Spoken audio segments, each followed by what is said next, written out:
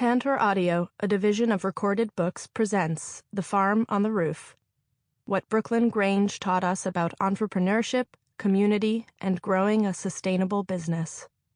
By Anastasia Plakias. Narrated by Anastasia Plakias. Introduction. Nowhere to go but up.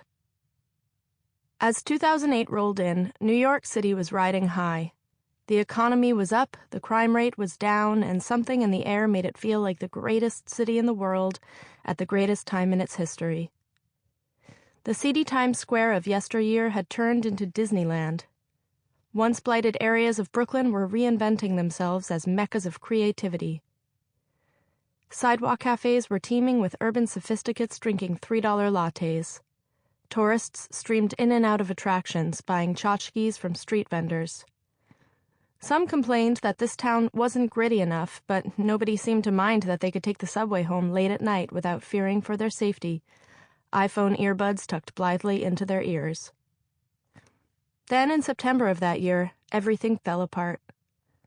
The subprime mortgage crisis, banking bust, and auto industry implosion triggered an economic downturn that had newspaper headlines warning of the next Great Depression.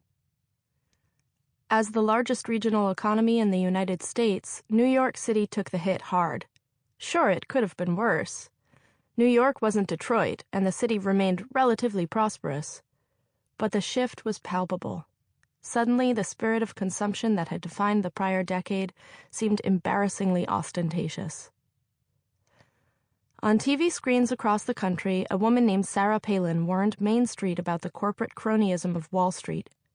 Meanwhile, a black man was running for president on a platform of change and making young voters believe it was something they had the power to effect. The nation was at a crossroads.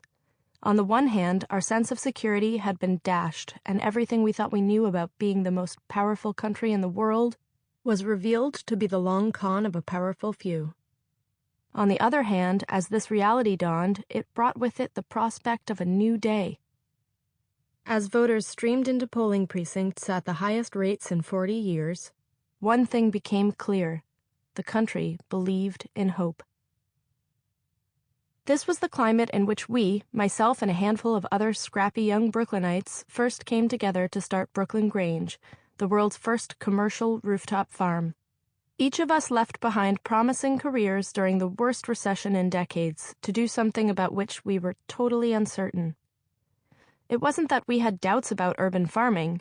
Urban farms had existed long before we decided to start one. Sample complete. Ready to continue?